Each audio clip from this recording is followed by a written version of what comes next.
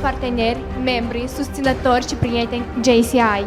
Ne bucurăm că sunteți prezenți la gala JCI Ungheni, cel mai important și cel mai așteptat eveniment al anului în cadrul JCI. Astăzi, pe parcursul următoarelor ore, ne propunem să facem un raport, să cunoaștem noua echipă de conducere JCI Ungheni și să vedem ce își propune aceasta pentru anul 2021. Pentru început, vă invit să privim un video cu evenimentele petrecute în acest an în cadrul JCI Ungheni.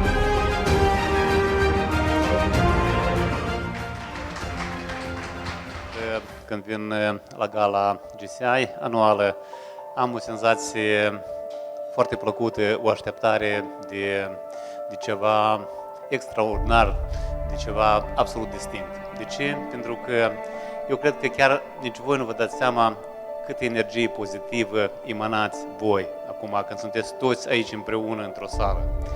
Tot timpul am fost foarte mândru de organizația dumneavoastră, am fost într-un an de pandemie, într-un an cu foarte multe probleme. Ai reușit să vii cu niște inițiative foarte și foarte frumoase. Sunt foarte mândru de realizările pe care le-ați făcut. Domnule primar, domnilor viceprimari, oaspeți, stimați și mult stimate gazde a evenimentului de astăzi, membrii, lideri, antreprenori JCI Ungheni.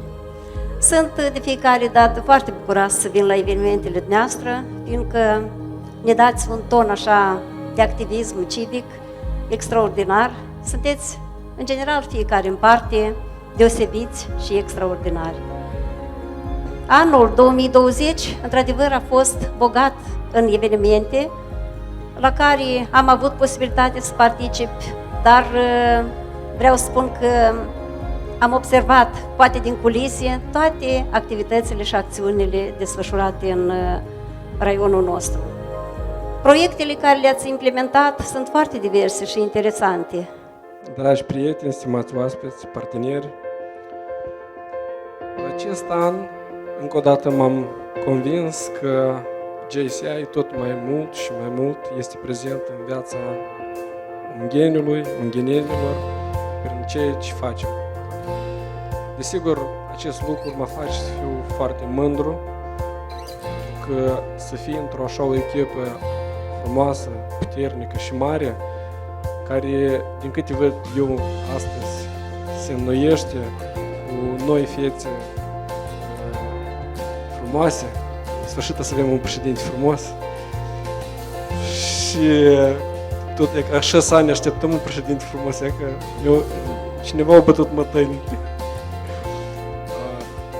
Sunt foarte fericit că în această seară văd foarte multe fețe noi.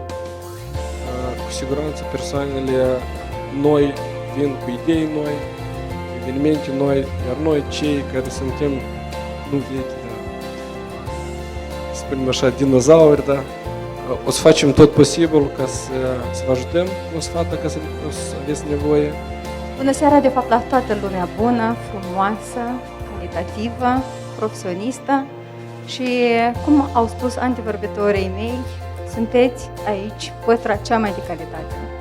Noi, cei care avem o experiență, de fiecare dată v-am apreciat, ne-am bucurat de rezultatele voastre și suntem mândri că avem așa în orașul nostru tineri de calitate, tineri care cu adevărat știți ce vreți să faceți sau unde să ajungeți. Așa că eu, Anatol, vreau să spun ceea ce a spus și toată lumea. A fost un an foarte greu, dar dumneavoastră cu echipa dumneavoastră chiar ați demonstrat rezultate frumoase. Onorată asistență, dragi invitați, membri, bună ziua! La acest discurs să știți că m-am gândit de la începutul lunii ianuarie și în fiecare lună aveam un discurs diferit. Acum când am ajuns aici mă gândeam ce ar trebui să zic și am rugat pe cineva să-mi scrie discursul. Acum și aflăm ce scrie. Ce mai an? Ar trebui să purtăm măști, însă noi le-am personalizat și le purtăm cu stil. Când nu am avut voie să ne întâlnim în încăperi, am trecut în online. am mers în Plaiul Fagului, am realizat un eveniment pentru a socializa și a lua o gură de aer. Nu am avut permisiunea să organizăm evenimentul în genul tradiționalului și grandiosului Cupa Iacob Ciachir, dar am construit lucruri pentru viitor. Am reabilitat o sursă de apă, am realizat un pavilion pentru șah, am reușit să ajutăm un copil pentru o viață mai bună. Și aici ne referim la cazul Mariei Dragomir. A fost un an greu și totuși am reușit să strângem peste 40 de membri solidari, din care 10 membri noi. Am reușit să realizăm peste 90 de acțiuni, activități, evenimente, proiecte, cu un buget de peste 280.000 de lei.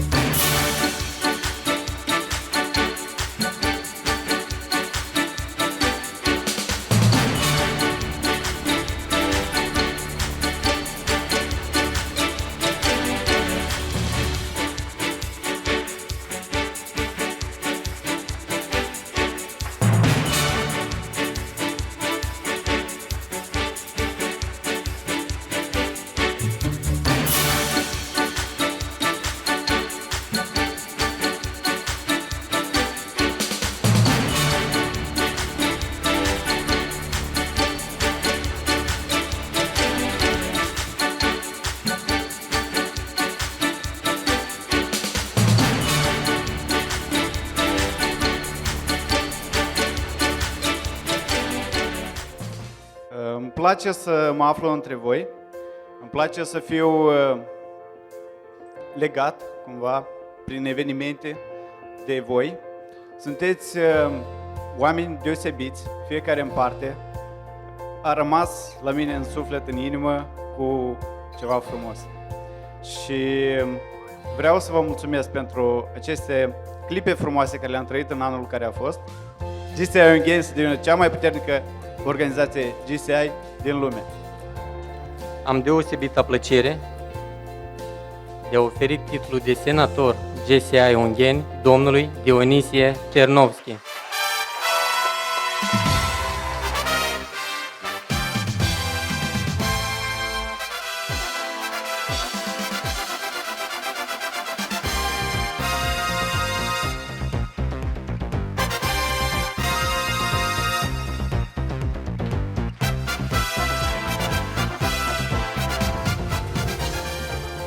Sunt foarte mândru că mi-ești prieten, în primul rând.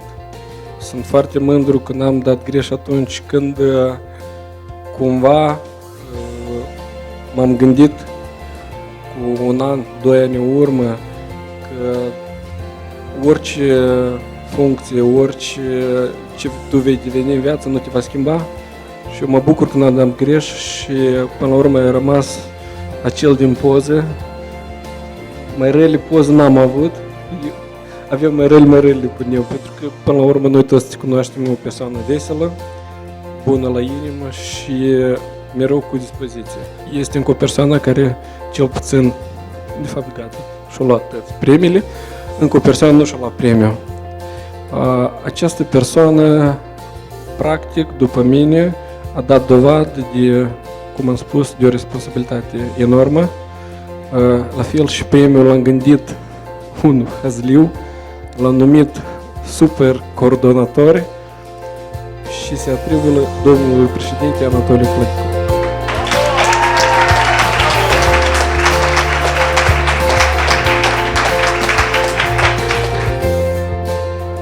Într-adevăr, GSI-ul este o organizație frumoasă. Cel mai frumos, cel mai complex compliment pe care l-am primit în această seară a fost când primarul mi-a spus: eu mă simt extraordinar de bine aici. Atmosfera este una pozitivă și sunt unii din cei mai buni oameni din Ungheni prezenți aici. For sentimental reasons, and I hope you do believe me. I'll give you all my heart. I love you, and you alone were meant for me. Please give you all your love to me, and say we'll never part. Oh, I think of you every morning, dream of you every night. Și vreau să te felicit probabil cu una din cele mai importante realizări, este această președinte. În premieră avem o Republică Moldova cu 2 președinți femeie și eu cred că 2021 o să fie un an cel puțin frumos, sper și fertil pentru tine, dar și pentru întreaga noastră familie. Mersi! We believe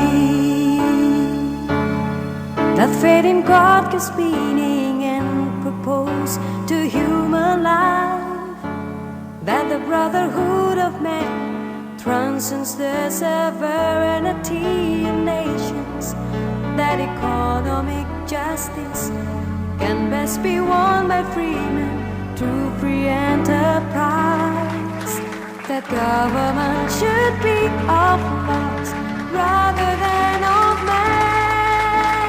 We believe that His great treasure lies in human personality, and His service to humanity is the best work of life. Urmează ca actualul președinte GSI Ungheni, doamna Veronica Gârbu, să rostească jurământul GSI. Ready? Eu, Veronica Gârbu, în calitate de președinte Junior Chamber International Ungheni, în calitate de președinte Junior Chamber International Ungheni, jur să respect Constituția GSI Ungheni și GSI Moldova. jur să respect Constituția GSI Ungheni și GSI Moldova.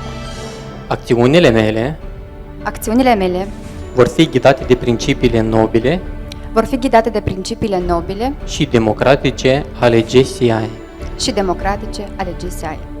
Voi promova organizația și scopurile acesteia pentru crearea unui impact pozitiv în societate. Și mi-asum angajamentul de a aduce onoare și prestigiu organizației în timpul mandatului.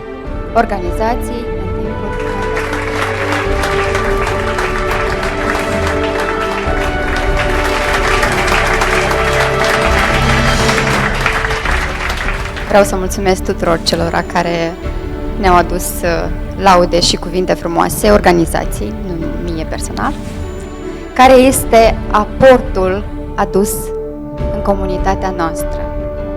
Eu m-am gândit de nenumărate ori și am găsit un răspuns.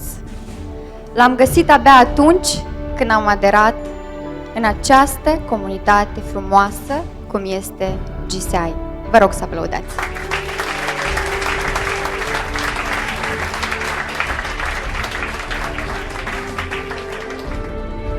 M-am simțit necesară comunității mele în GCI și acest gând m-a făcut să acționez și să mă implic necondiționat. GCI este și a ajuns o organizație puternică, de succes, față de multe alte ONG-uri din Republica Moldova, inclusiv ungheni. Iar membrii săi, iertată în fie lipsa modestiei, sunt cel mai bun conținut de oameni pe care îl poate avea o țară întreagă. Sunt onorată să fiu astăzi în fața dumneavoastră, dar totodată sunt conștientă că această denumire, această funcție, nu este doar un simbol, ci este dedicare, responsabilitate și multă, multă muncă.